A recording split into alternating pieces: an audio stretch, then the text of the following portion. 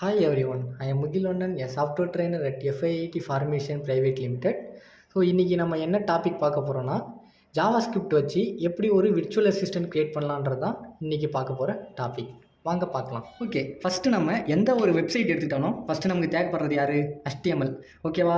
HTML use பண்ணி நான் என்ன பண்ணுவேன்னா ஒரு ஸ்டாட்டிக்கான வெப்பேஜை க்ரியேட் பண்ணி வைப்பேன்.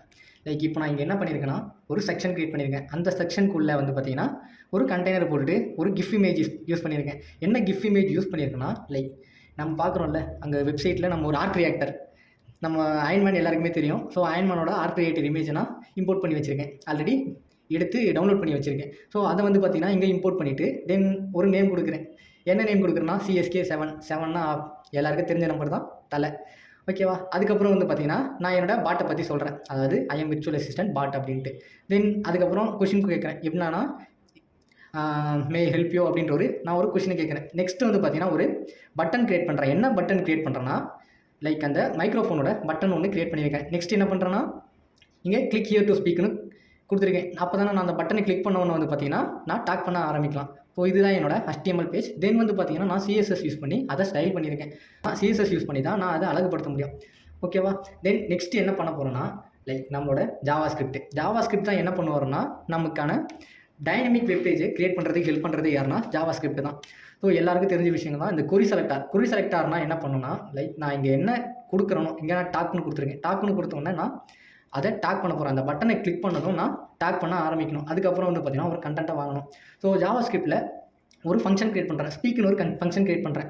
ஓகேவா? ப்ரீடிஃபைண்டாக ஒரு ஆப்ஜெக்ட் எனக்கு இருக்குது. லைக் ஸ்பீச் சிந்தசிஸ் அட்ரன்ஸ்னு ஒரு ஆப்ஜெக்ட் இருக்குது. அந்த ஆப்ஜெக்டை நான் க்ரியேட் பண்ணிவிட்டு தென் ஸ்பீக் அதாவது எவ்வளோ என்னோட ரேட் எப்படி இருக்கணும், தென் வால்யூம் எப்படி இருக்கணும், பிச் எப்படின்னு இருக்கும் முத கொண்டு நான் இங்கே செட் பண்ணிக்கிறேன். நெக்ஸ்ட் வந்து பார்த்தீங்கன்னா விண்டோனா என்னன்னா ப்ரௌசர் ஆப்ஜெக்ட் மாடல்னு சொல்லுவாங்க. ஓகேவா? நம்ம கண்ணால் பார்க்குறது தான் இந்த விண்டோஸ். ஸோ அந்த விண்டோஸ் யூஸ் பண்ணி நான் ஸ்பீக் பண்ணுறேன்.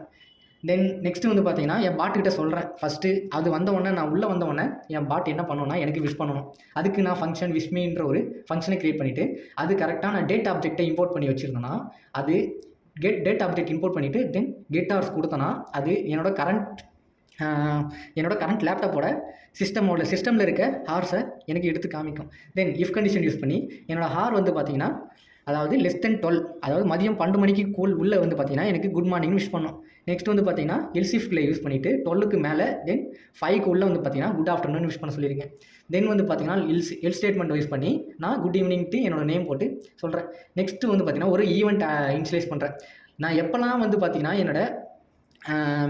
என் வெப்சைட்டில் ஏதாவது சேஞ்சஸ் பண்ணும் போதெல்லாம் அப்போ என்ன பண்ண சொல்லியிருக்கேன்னா இன்ஸ்லைசிங் பாட் அப்படின்ட்டு என்னோட பாட்டை வந்து பார்த்தீங்கன்னா சொல்ல வைக்கிறேன். ஓகேவா? அதுக்கப்புறம் விஷ்மியுமே நான் கால் பண்ணியிருக்கேன். அது இனிஷியலைஸ் பண்ணதுக்கப்புறம் என்கிட்ட good afternoon, good morning or good ஈவினிங்னு எனக்கு சொல்லணும். நெக்ஸ்ட்டு வந்து பார்த்தீங்கன்னா நான் ஒரு கமாண்ட் கொடுக்குறேன். ஏன்னா நமக்கு பாட்டுனாலே என்ன பண்ணோம் கமெண்ட்ஸ் கேட்குமா? ஓகேவா? நான் எதனா கமெண்ட் கொடுத்தா தான் எனக்கு அது ஒர்க் ஆகும். ஒரு ஃபங்க்ஷன் டேக் கமெண்ட்ற ஒரு ஃபங்க்ஷன் க்ரியேட் பண்ணிவிட்டு அதுக்குள்ளே ஒரு இஃப் கண்டிஷன் யூஸ் பண்ணியிருக்கேன். இஃப் கண்டிஷன் வந்து பார்த்தீங்கன்னா நான் ஏதாவது ஒரு விஷயம் சொல்லணும். ஹேன்னு நான் சொல்லனா வைங்க பார்த்தீங்களா? ஹேன்னு சொன்னேன்னா எனக்கு என்ன ஆகுனா like hello sir how May I help you அப்படின்ட்டு ஒரு கொஷின் கேட்குற மாதிரி நான் கொடுத்து வச்சிருக்கேன். தென் நெக்ஸ்ட் வந்து பார்த்தீங்கன்னா எல்சிஎஃப் யூஸ் பண்ணியிருக்கேன். எல்சிஎஃப் யூஸ் பண்ணிவிட்டு நான் சொல்ல போகிற ஒவ்வொரு மெசேஜுமே நான் கமெண்டாக கொடுத்துருக்கேங்க.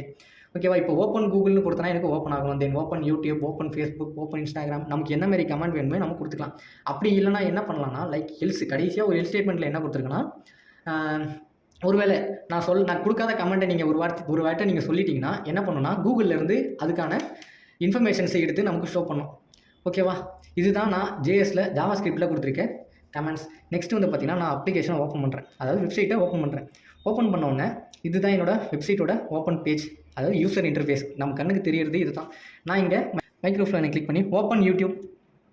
ஸோ ஓப்பன் யூடியூப்னு கொடுத்தோன்னே எனக்கு இது யூடியூப்பை ஓப்பன் பண்ணி காமிக்கும். தென் நீங்கள் என்ன கமெண்ட் கொடுக்குறீங்களோ நான் என்னென்ன கமெண்ட் அதில் கொடுத்துருக்கணும் அந்த கமெண்ட்ஸ் எல்லாமே எனக்கு ஒவ்வொரு டைமும் ஓப்பன் பண்ணி காமிக்கும். Open Instagram. ஓகேவா? தென் நான் என்னால் இதை யூஸ் பண்ணி கால்குலேட்டர் கூட என்னால் ஓப்பன் பண்ண முடியும். Open calculator. ஸோ கால்குலேட்டர் வந்து பார்த்தீங்கன்னா நம்ம சிஸ்டமில் இருக்க நம்மளால் இந்த பாட்டை வச்சு நம்ம சிஸ்டமில் இருக்க அப்ளிகேஷனை கூட ஓப்பன் பண்ண வைக்கலாம். ஓகேவா? நெக்ஸ்ட்டு வந்து பார்த்தீங்கன்னா what's the time now. Already நான் சொல்லியிருந்தேன்ல. ஸோ டேட் ஆப்ஜெக்ட் யூஸ் பண்ணி நம்மளால் கரண்ட் டைமை கூட கெட் பண்ண முடியும்ட்டு நான் இதுக்கிட்ட என்னோட கரண்ட் டைம் என்ன அதுக்கப்புறம் வெதர் என்ன அது மாதிரிலாம் கூட நான் கமெண்ட் கொடுத்து வச்சிருந்தனால அது எனக்கு இப்படிலாம் ரிப்ளை பண்ணாது. ஸோ இது மாதிரி நீங்களும் இன்ட்ரெஸ்டான ப்ராஜெக்ட்ஸ்லாம் உங்களுக்கு வேணும்னா FIIT கான்டாக்ட் பண்ணுங்கள். தேங்க்யூ.